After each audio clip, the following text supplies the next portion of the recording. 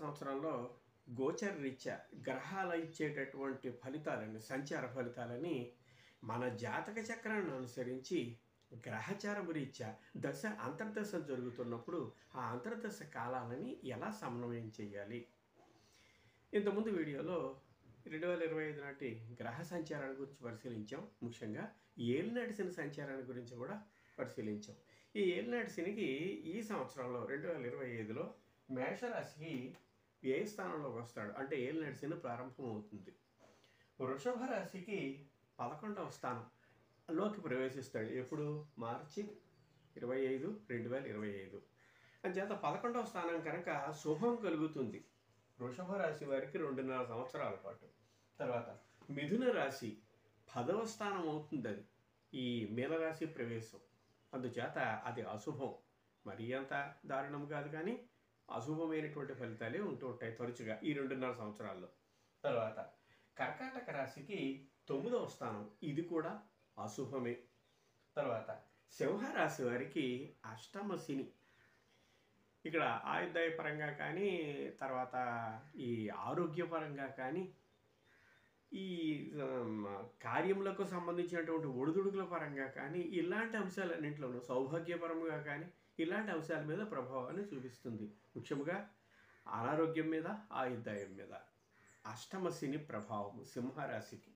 తర్వాత కన్యా రాశి 7వ స్థానం అవుతుంది. ఇక్కడి నుంచి 1, 2, 3, 4, 5, 6, 7 మీనరాశి ప్రవేశం. ఈ శని మీనరాశి ప్రవేశం. అందుచేత ఈ కన్యా రాశి ఇది కూడా అశుభమే అవుతుంది. శుభఫలితాలు ఏమి ఇవ్వదు. తర్వాత 7 తులారాశి వారికి. ఈ తులారాశికి 1, 2, 3, 4, 5, 6 ఇది శుభ ఫలితాలు ఇస్తుంది. 2.5 సంవత్సరాల పాటు చాలా బాగుంటుంది. శని ఇచ్చేటువంటి ఫలితాలు బాగుంటాయి. తర్వాత వృశ్చిక రాశి వారికి 5వ స్థానం, అది కూడా అశుభం అవుతుంది. తర్వాత ధనుస్సు రాశి వారికి అర్ధాష్టమ శని, ఇది తేడా. ఈ ధనుసు రాశి 1, 2, 3, 4 2025 మార్చి 25 గ్రహ సంచారంలో శని సంచారంలో మీనరాశిలో ప్రవేశిస్తుంది కనుక ఈ ధనుసు రాశి వారికి అర్ధాష్టమ శని. దీని ప్రభావం వల్ల ఈ వాహనాల విషయంలో కానీ, ఆ తర్వాత గృహముల విషయంలో కానీ, మాతృ విషయంలో తల్లికి సంబంధించిన అంశాల్లో కానీ దీనికి సంబంధించినటువంటి పీడ ఉంటుంది. తర్వాత మకర రాశికి 3యం అవుతుంది. ఇది ఇక్కడ ఏలినాటి శని మకర రాశి వాళ్ళకి పూర్తిగా వదిలిపోతోంది. అంచేత మకర రాశి వాళ్ళకి శుభం కలుగుతుంది. ఈ మార్చి 25, 2025 దాటిన తర్వాత నుంచి శుభ పరిణామాలు కనిపిస్తాయి. తర్వాత కుంభరాశికి అశుభమే, 2లోకి వెళ్తుంది. ఇది కుంభరాశి అనక ఇక్కడి నుంచి 2. ఇప్పటికే కుంభరాశి జన్మరాశి పూర్తయింది. జన్మరాశి సంచారం ద్వితీయం. ఇంకో 2.5 సంవత్సరాల పాటు ఏలినాటి శని ప్రభావము తప్పదు. ఆ తర్వాత మీనరాశికి జన్మరాశి 1లోకి వచ్చింది. ఈ 2.5 సంవత్సరాలు ఆల్రెడీ పూర్తయింది. ఇది ప్రస్తుతం 2వ స్థానంలోది, అంటే జన్మరాశిలోది. దీని తర్వాత మళ్ళీ ఇంకొక 2.5 సంవత్సరాలు. ఇది శని సంచారంలో ఈ రాశులకు సంబంధించినటువంటి పీడల ఫలితాలు. ఇంతకుముందు వీడియోలో చెప్పినట్టుగా ఈ శని పీడ నివారణార్థం తైలాభిషేకం చేసి, నల్లమైన పప్పు దానం చేసి, తర్వాత నల్లంటి వస్త్రాలు, తర్వాత ఆవు నూనె, దీన్ని రావి చెట్టు కింద ఆవు నూనెతో దీపం వెలిగించడం, ఆ తర్వాత శనికి సంబంధించినటువంటి ఈ పీడ నివారణార్థం జపాలు, హోమాలు చేయడం ఈ మందపల్లి గ్రామంలో. ఇలాంటివన్నీ కూడా వాళ్ళ యొక్క నమ్మకాలను అనుసరించి చేస్తూ ఉంటారు. ఇవన్నీ చేసిన తర్వాత ఈ పీడ నివారణ అయినట్టయితే ఈ చేయడం వల్లే మనకి ఈ పీడ నివారణ అయ్యింది అని చెప్పి నమ్ముతూ ఉంటారు. కానీ ఎవరి నమ్మకాలకు సంబంధించినటువంటి అంశాలు వాళ్ళవి. ఒకళ్ళ నమ్మకాన్ని ప్రశ్నించేటువంటి స్థితి కాదు. సాధారణంగా ఇక్కడ జరిగేటటువంటి అంశం ఏమిటంటే, ఇంతకు ముందు వీడియోలో చెప్పినట్టుగా ఈ ఏలినాటి శని ప్రభావం చాలా బాధాకరంగా కలిగినటువంటి ఆ సమయంలో మిగిలినటువంటి గ్రహాల యొక్క, అంటే గురువు కానీ, కేవలం గురువు, ఇప్పుడు మీనరాశికి సంబంధించి గురువు యొక్క విశ్లేషణ పరిశీలించాం. అది బాగోలేదు. రాహు బాగోలేదు. కేతు ఒకడే బాగున్నాడు. ఇది మీనరాశి వరకే పరిమితం. ఇంక మిగిలినటువంటి రాశులు. అందుచేత ఈ సమయంలో ఈ రాహువు కానీ, కేతువు కానీ, గురుడు కానీ వాళ్ళు శుభరాశిలో ఉన్న, శుభస్థితిలో ఉన్నప్పటికీ, లేక రవి చంద్ర కుజ ఇవి స్వల్పకాలికమైనటువంటి గ్రహములు. వాటి యొక్క సంచారములో ఆ స్థానంలోకి వచ్చిన ఆ స్వల్పకాలంలో శుభం కలుగుతుంది. ఈ విషయాన్ని గ్రహించకుండా ఈ రకంగా అభిషేకాలు అవి చేయడం వల్ల, శాంతులు చేయడం వల్ల మనం సుఖాన్ని పొందామని చెప్పి అనుకుంటూ ఉంటారు. అందుచేత ఒక్కొక్కళ్ళ నమ్మకాన్ని ప్రశ్నించేటువంటి స్థితి మనది కాదు. ఎవరి నమ్మకాలు వాళ్ళవి. కానీ ఇక్కడ జరిగేటటువంటి అంశం మాత్రం దీన్ని కూడా పరిగణలోకి తీసుకోవాలి. సరిగ్గా ఈ సమయంలో మిగిలినటువంటి గ్రహాలు శుభస్థానంలో, ఆ స్థానంలో శుభస్థితిలో సంచారం చేస్తూ ఉంటే అది సత్ఫలితాలను ఇస్తుంది. దీని వల్లనే కాదు, అసలు ముఖ్యంగా దానివల్లే. ఇక్కడ ఈ విషయాన్ని గ్రహించాలి. అందువల్ల గోచారానికి సంబంధించి 2025వ సంవత్సరంలో ఈ గ్రహాల యొక్క సంచారం ఇలా ఉంటే, ఈ 2025వ సంవత్సరంలోనే ఒక జాతకుడికి ఆ జాతక చక్రాన్ని అనుసరించి గ్రహాల యొక్క దశల అంతర్దశలు జరుగుతున్నప్పుడు ఏ గ్రహము యొక్క మహాదశ, ఏ గ్రహము యొక్క అంతర్దశ జరుగుతోంది, ఈ రెండు గ్రహములు శుభముల అశుభముల. ఇక్కడ 2-3 అంశాలను పరిశీలించాలి జాగ్రత్తగా. మొదటిది ఏమిటంటే, ఈ జాతక చక్రాన్ని అనుసరించి గ్రహ దశ అంతర్దశలు నడుస్తున్నప్పుడు ఏ గ్రహం యొక్క మహాదశ నడుస్తోంది అది శుభమా అశుభమా. రెండవది, ఏ గ్రహం యొక్క అంతర్దశ నడుస్తోంది అది శుభమా అశుభమా. ముందు ఈ విషయాలు నిర్ధారణ చేసుకోవాలి. తర్వాత ఒక శుభగ్రహం యొక్క మహాదశ అశుభగ్రహం యొక్క అంతర్దశలో నడుస్తూ ఉన్నట్టయితే అది మిశ్రమ ఫలితాన్ని ఇస్తుంది, శుభాశుభ మిశ్రమ. అలాగే అశుభగ్రహం యొక్క మహాదశ శుభగ్రహం యొక్క అంతర్దశ జరుగుతున్నట్టయితే ఇది కూడా మిశ్రమ ఫలితాన్ని ఇస్తుంది. అందుచేత రెండూ కూడా శుభగ్రహాలైతే పూర్తి శుభము, రెండూ పాపగ్రహాలైతే పూర్తి పాపము. అంటే గ్రహ అంతర్దశలో పాప ఫలితాన్ని ఇస్తున్నాయి. ఇప్పుడు ఇక్కడ గోచారం అనుసరించి ఒక కేతు తప్ప మిగిలినటువంటి అశుభమైనటువంటి స్థితిలో ఉన్నాయి. నిజానికి ఈ పంచాంగంలో మనకి ఈ మీనరాశి ఫలితాలు చూసిన తర్వాత ఈ గ్రహాల యొక్క స్థితి బాగోలేదని చెప్పి అనుకుని పాప ఫలితాలు వస్తుంది అనుకుని సరిగ్గా ఆ రకంగానే నిరాశ పడకుండా ఆ సమయంలో మన జాతక చక్రంలో ఏ మహాదశ ఏ అంతర్దశ నడుస్తుంది. ఒకవేళ ఇక్కడ శుభముగా నడుస్తూ ఉంటే, అంటే గోచారము రీత్యా గ్రహ సంచారం శుభముగా ఉన్నట్టే శుభ ఫలితాన్ని ఇస్తూ ఉంటే, సరిగ్గా అదే సమయంలో ఇక్కడ ఆ జాతక చక్రం అనుసరించి దశ అంతర్దశలో అశుభ ఫలితాన్ని ఇస్తూ ఉంటే ఈ శుభ ఫలితం ఇచ్చినప్పటికీ పెద్దగా ఫలితం ఉండదు. అలాగే ఇక్కడ అశుభ ఫలితం నడుస్తూ ఉంటే గోచార రీత్యా ఇక్కడ దశ అంతర్దశలో శుభపరిణామం కనిపించిన శుభగ్రహం యొక్క దశ అంతర్దశలు కలిగినప్పటికీ ఇది కూడా మిశ్రమ ఫలితాలనే ఇస్తుంది.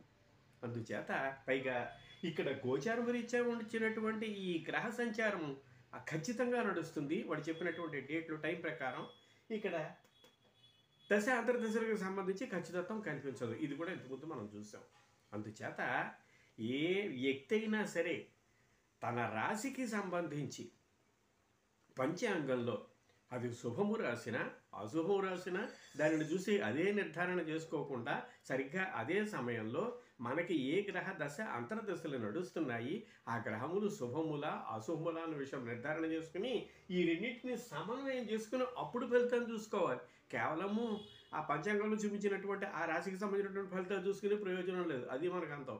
అలా అని చెప్పి కేవలము గ్రహచారము రీత్యా దశ అంతర్దశలో వచ్చినటువంటి ఈ ఫలితాలు మనకు అందుబాటులోకి వచ్చినా గోచారం యొక్క ప్రభావం కూడా దాని మీద ఉంటుంది.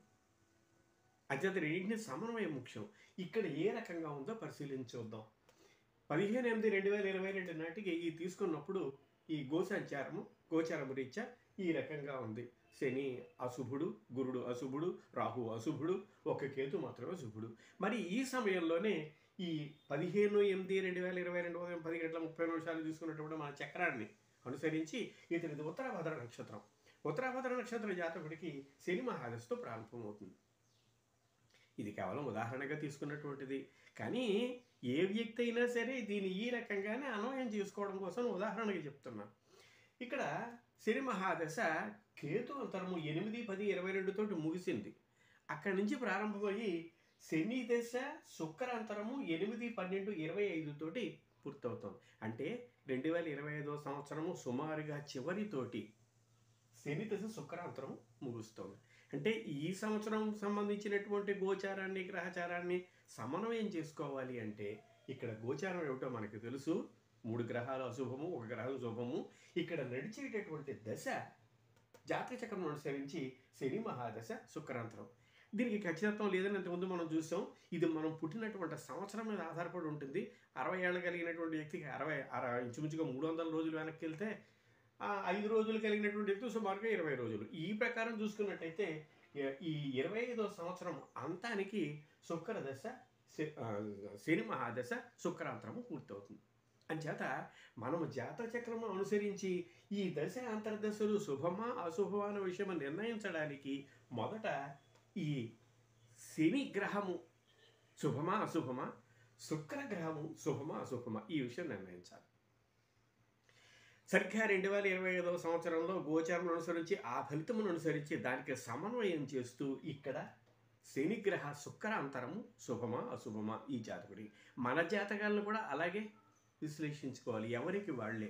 ప్రస్తుతం ఏ దశ నడుస్తుంది ఇక్కడ చూడండి. శని మహాదశ నడుస్తుంది. ఈ శని జాతక చక్రంలో ఆ శని నైసర్గిక పాపి, అతడు చతుర్థంలో ఉన్నాడు. ఇతడికి సంబంధించినటువంటి ఆధిపత్యము 4, 5, 4 కేంద్రము 5 కోణము. నైసర్గిక పాపికి మొదట కేంద్రాధిపత్యము శుభము, కోణాధిపత్యము పాపము. పాపికి మొదట కేంద్రాధిపత్యం పట్టింది ఈ నైసర్గిక పాపి అయినటువంటి శనికి. ఆ తర్వాత కోణాధిపత్యం పట్టింది. ఉత్తరోత్తర ప్రబలం అనేటువంటి నియమాన్ని అనుసరించి కోణాధిపత్యాన్ని స్థిరం చేసుకుంటే శని ఈ జాతక చక్రానికి పాపి అయ్యాడు. అంటే పాపగ్రహ మహాదశ శని మహాదశ నడుస్తుంది. తర్వాత శుక్రాంతరం నడుస్తోంది. ఈ శుక్రుడు ఎవరు? ఇది జాతక చక్రంలో శుక్రుడు, ఇతడిది తులాలగ్నం, అధిపతి శుక్రుడు. ఇతనికి మరొక ఆధిపత్యము అష్టమాధిపత్యం. ఇక్కడ నైసర్గిక శుభుడైనటువంటి ఈ శుక్రుడికి కేంద్రాధిపత్యం బట్టి ఆ తర్వాత ఆధిపత్యము అది 3, 6, 8, 11, 12లో ఏ ఆధిపత్యమైనా సరే పట్టి ఉన్నట్టయితే అది శుభ ఫలితాన్ని ఇస్తుంది అనేటువంటిది నియమం. అందుచేత ఈ జాతకుడికి శుక్రుడు శుభుడు. అందుచేత నడిచేటటువంటి శని దశ శుక్రాంతరములో శని మహాదశ శని పాపి అంటే పాప మహాదశ శుభగ్రహ అంతర్దశ నడుస్తుంది. అంచేత కొంతవరకు ఇది శుభం. ఇప్పుడు మొత్తముగా పరిశీలించినట్టయితే 2025వ సంవత్సరము ఈ జాతకుడికి గోచార రీత్యా ఒక్క కేతువు ఒక్కటే శుభము. ఆ తర్వాత గ్రహచార రీత్యా జాతక చక్రం అనుసరించి దశ మహా అంతర్దశలు నడుస్తున్నప్పుడు, ఆ మహాదశ అంతర్దశలు నడుస్తున్నప్పుడు ఇక్కడ శుక్రదశ శని దశ శుక్రాంతరము ఇతడికి శుభము. ఇది ఈ రకంగా అన్వయం చేసుకుని ఈ రెండింటిని ఆధారంగా చేసుకుని మిశ్రమ ఫలితాలు ఉంటాయి. ఈ రకంగా గ్రహచారాన్ని గోచారంతో సమన్వయం చేసుకోవాలి.